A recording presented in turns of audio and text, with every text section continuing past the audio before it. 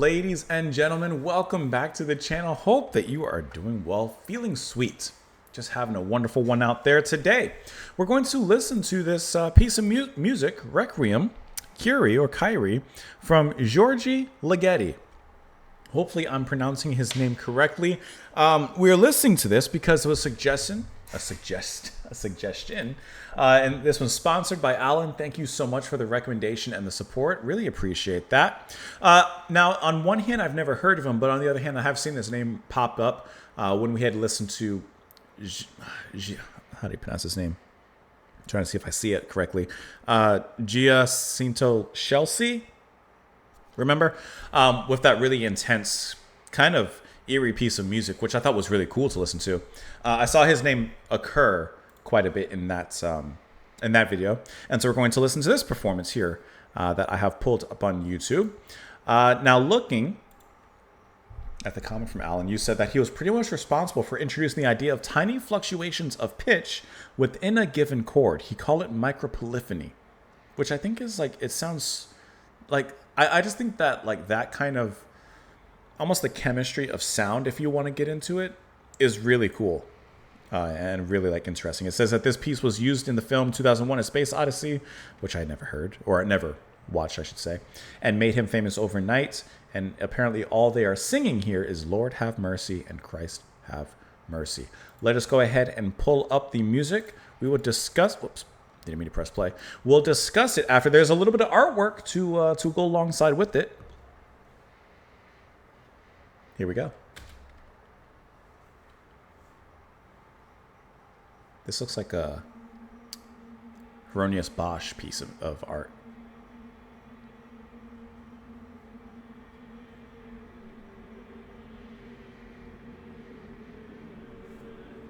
Make sure my volume's up. Oh, there we go.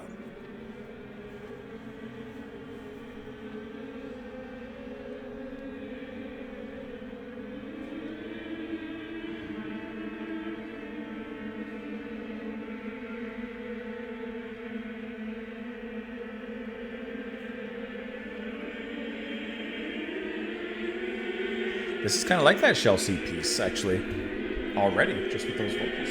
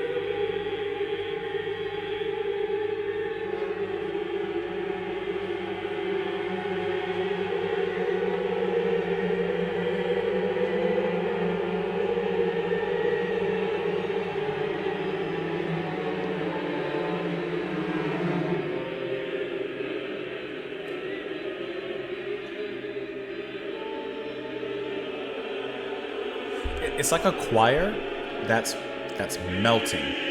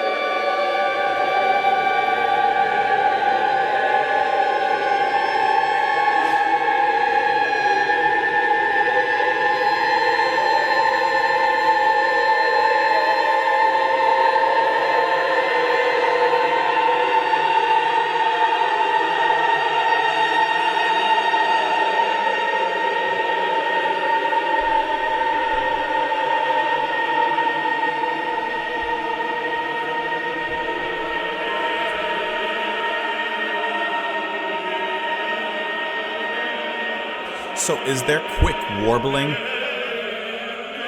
and quivering in their singing, that micro polyphony.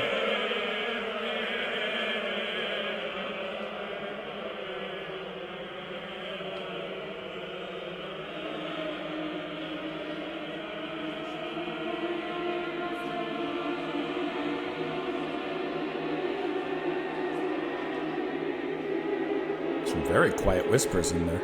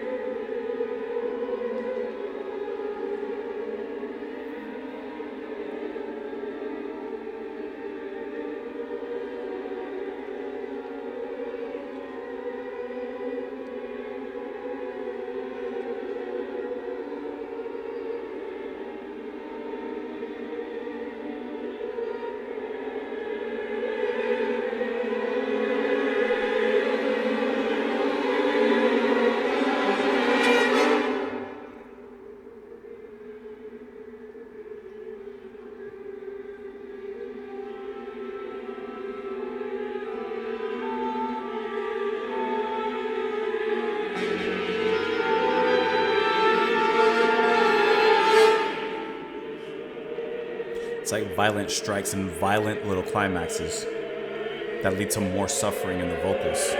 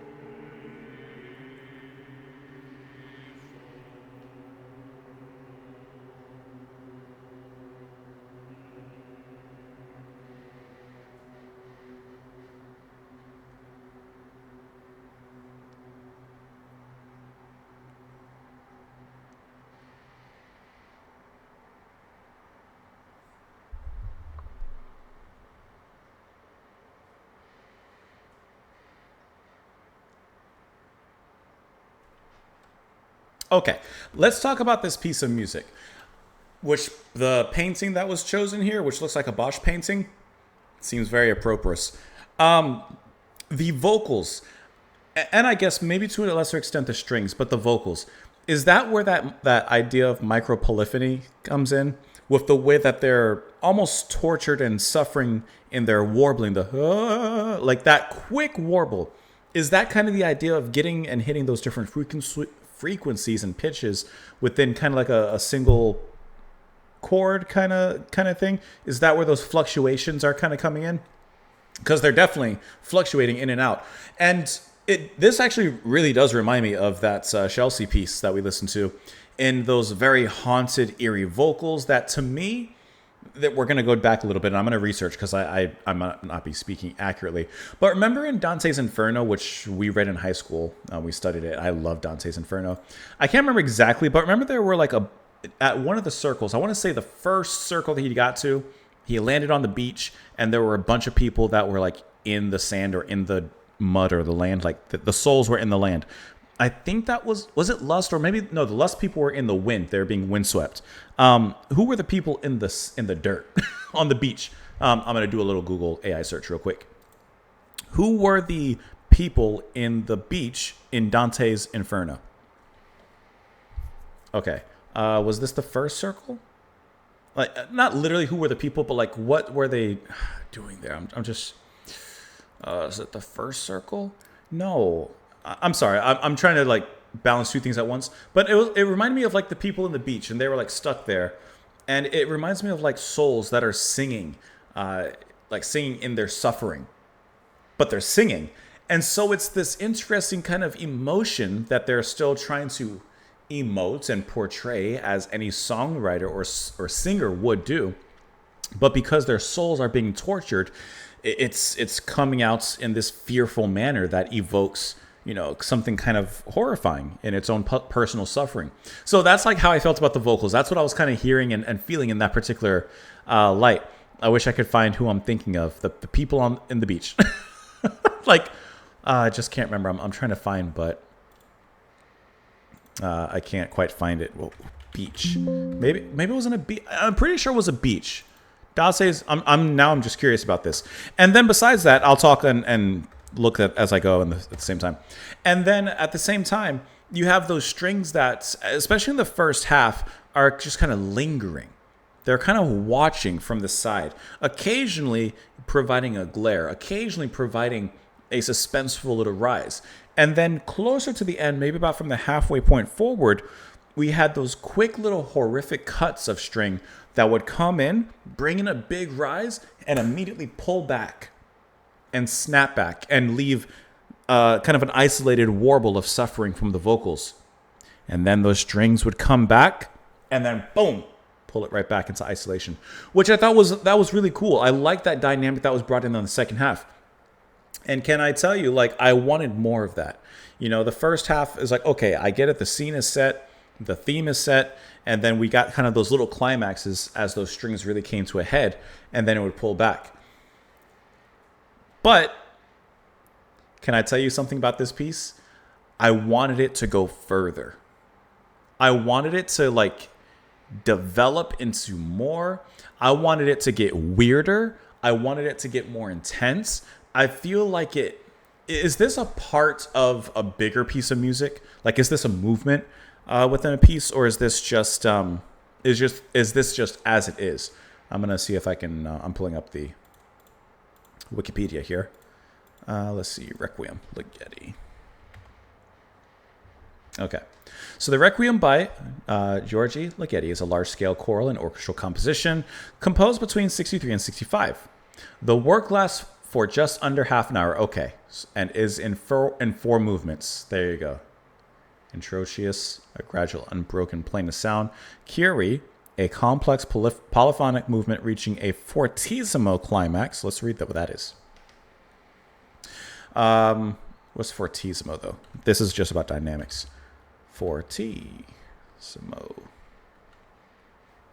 Sorry, I didn't know how to spell it.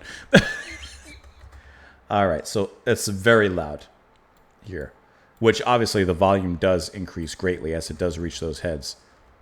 So that's what it is.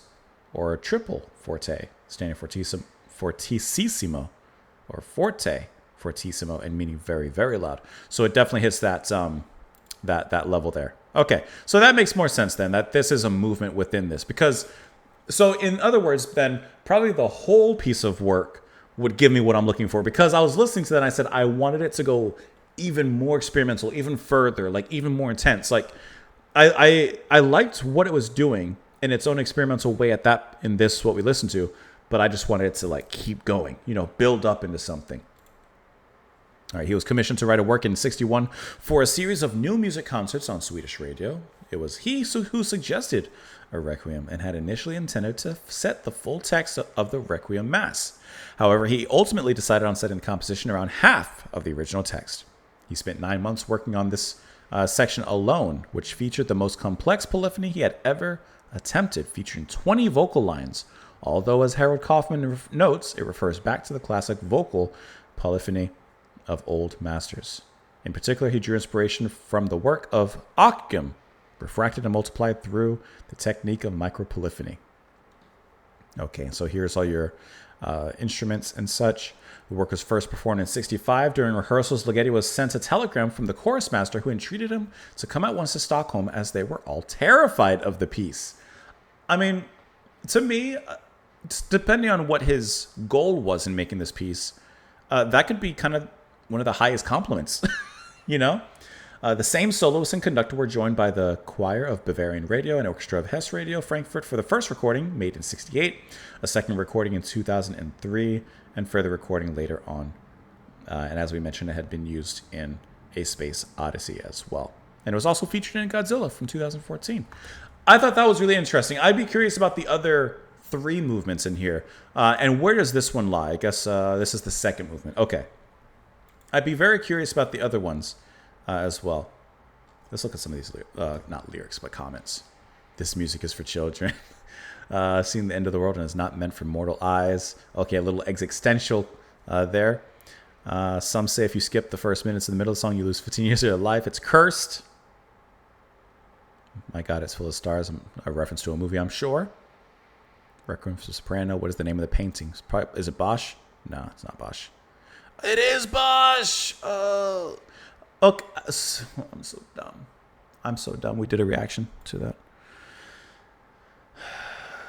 Some say this is the anthem of existential horror, while for me it's the anthem of anxiety itself. Too true, brother. Too true. Alan, thank you so much for the recommendation and for the suggestion. Let me know what you guys thought of it, of course, in the comments down below. I hope that you enjoyed it. Thank you as always for being here. Come back tomorrow, and I will see you all later. Bye, guys.